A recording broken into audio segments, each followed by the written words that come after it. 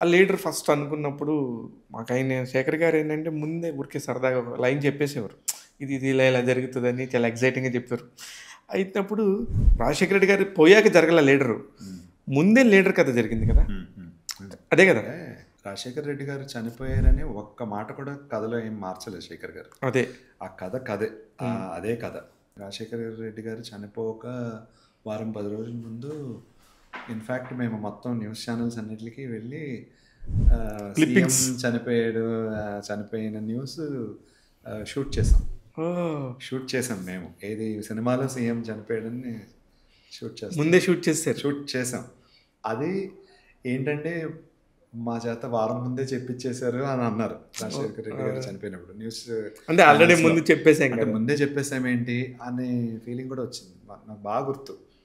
So, అదేంటంటే it's a pure coincidence అసలు. ఛీ! అయ్యో!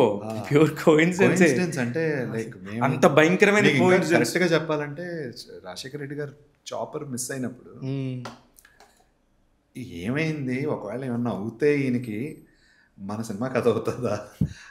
అవ్వకూడదని కోరుకుంటున్నాం. ఒకవేళ పొరపాటున ఏమన్నా జరిగితే ఆయనకి మన కథకి మన కథలాగా అయిపోతదా అని మేము డైరెక్షన్ డిపార్ట్మెంట్‌లో మేము కొంచెం డిస్కషన్ ఆ 2 చిన్న రోజులు దీంట్లో నరకం చూసాం ఉన్నాం. కదా అందరం.